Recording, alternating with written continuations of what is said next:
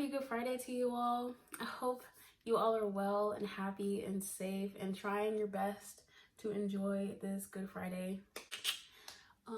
If you don't know what today is, I'm going to tell you. Today is the day that Jesus died on the cross for our sins. And my dad was talking to me about it earlier. He was saying how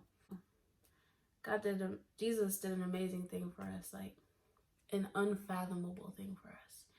He bore whippings, carrying his own cross up this hill, putting a crown of thorns on his head, and they pierced his side.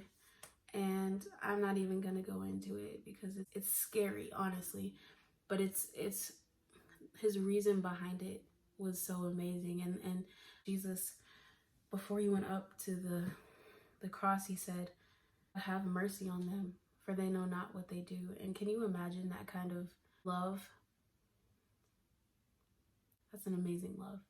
The fact that he was being killed, literally killed, by people he loved and cared for so much, but he did nothing wrong.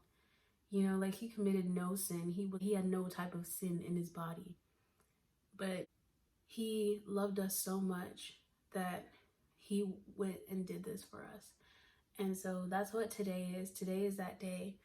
And if you don't know, 3 days later, he rose again. And that's the resurrection on Easter Sunday. So I wanted to get on because I just wanted to talk about something. And it's for the non-believers. First of all, I want you to know that I love you. And I really care about you. So much so that my heart hurts a little bit, because I've come in contact with one non-believer recently, but I've been in contact with other ones who just don't believe in God, and my heart hurts because I was thinking about this morning that people who don't believe in Jesus are not going to be able to go to heaven with me and my other Christian friends, and that really hurts my heart, because it's just caring about somebody so much.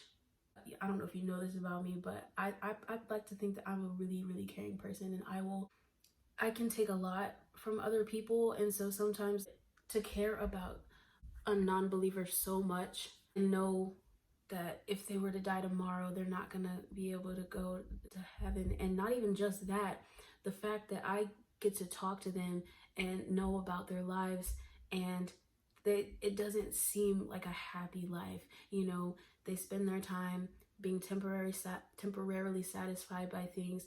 They are going after things of the world that will never, temporarily satisfy you, but will never fulfill you the way that I know Jesus can. And it's I was thinking about, I watched this sermon from Mike Todd recently, and he was talking about how not sharing Jesus with other people is like having the cure for coronavirus, and you know that someone is sick, but you don't give it to them. You don't even tell them that you have it. So like, not telling someone about the cure that you have for this disease that they have, it's like not telling them, and that is a horrible thing. I get that, not sharing Jesus is like having the cure for the virus and not telling them about it. But what if you have the vaccine, you have the cure, and you know that it can help someone, right? Obviously it's a cure, and they know that you have the cure and they're sick with corona, but they don't want it. Can you imagine like having the cure for cancer, and you know someone who has cancer, but they don't want the cure? You have to watch them with the sickness, and then watch it like take over their whole body, and watch them just be sad and be like, "Oh, it is what it is."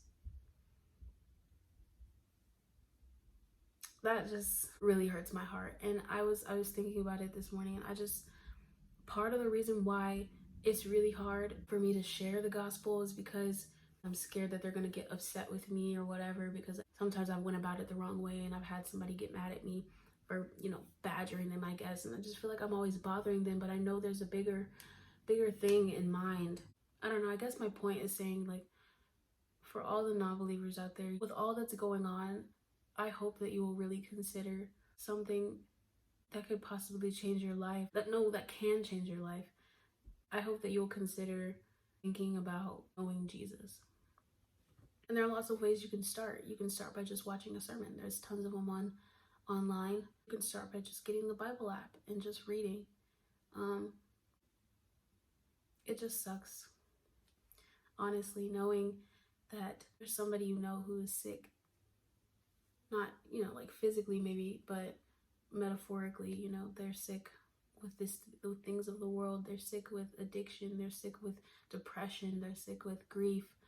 They're sick with low self-esteem, which are things that we all deal with. But the difference between non-believers and Christians is that we have help as Christians. God is so good. And I really, really, really, really, really, really, really, really want you to think about knowing Jesus for real.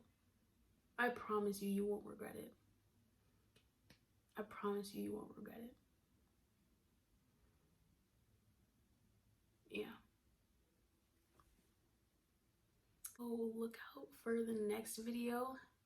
I pray you all are well. I love you guys so much, and I hope that you have and try and enjoy the rest of this day.